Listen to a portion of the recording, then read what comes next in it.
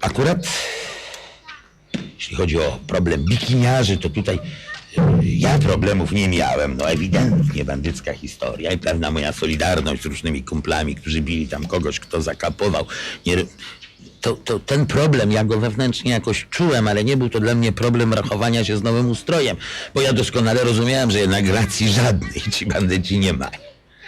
A to moja ludzka taka solidarność, no trudno.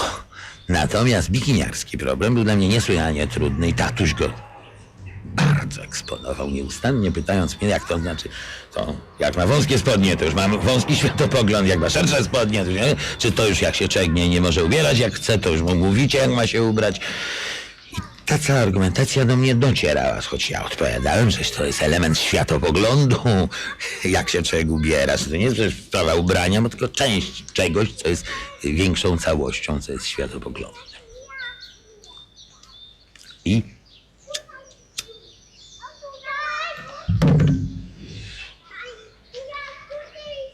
z tą sprawą wiąże się dla mnie najbardziej dramatyczne przeżycie okresu zastępowskiego i takie, które najbardziej zawęziło mi to, rozszerzyło mi ala, zawęziło mi to tak. Najbardziej naruszyło taką jednolitość mojego światopoglądu. Bo to w 1952 roku odbywał się zlot młodzieży, młodych przodowników pracy i nauki w Warszawie.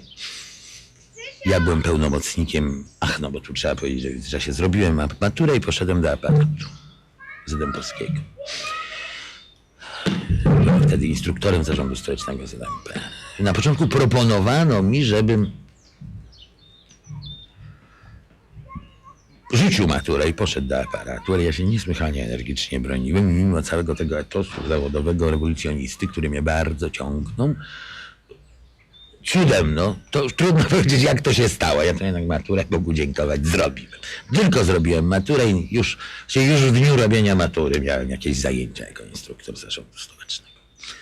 Już w międzyczasie zrobiłem tam taki ważniejszy instruktor i byłem pełnomocnikiem prezydium zarządu stołecznego ZMP na dzielnicę moją Żoliborz. Nie, na dzielnicę. Byłem na dzielnicę Wawera. Na Żoliborzu mieszkałem. I coś, ale jakieś zlecenie miałem na Żoliborzu i pamiętam, jak wezwał kierownictwo dzielnicy ZDM-polskiej sekretarz KD, Płaska się nazywał, i mówi do nas, że to tak jak ojciec, jak gdzieś syn jest niesforny, ojciec mu mówi, ten syn dalej nie, no to ojciec przyleje. No z tymi bikiniarzami to nie może tak być. No tu im się mówi, tłumaczy, a oni dalej, a tutaj na czas zlotu Warszawa musi być już uwolniona od bikiniarzy, więc trzeba by zorganizować takie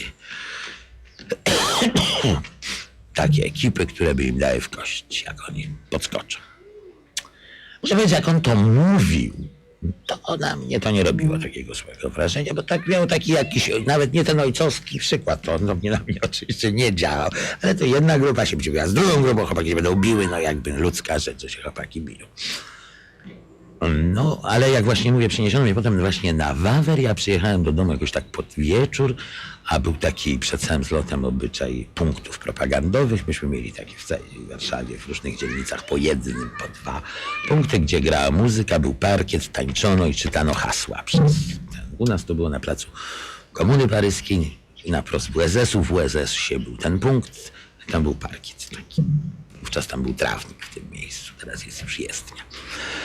No i w pewnym momencie, jak ja tam przyszedłem, ja przyszedłem do domu, poszedłem sobie tam do kolegów do tego punktu propagandowego i tam w tym momencie, kiedy ja podchodziłem, nagle oni puścili jakiś taki kawałek bikiniarski i rzucili się tłumem i zerwali takiego chłopaka, który tam drygał na tym parkiecie. Wciągnęli go na górę do WSS-u, ja szedłem za nimi.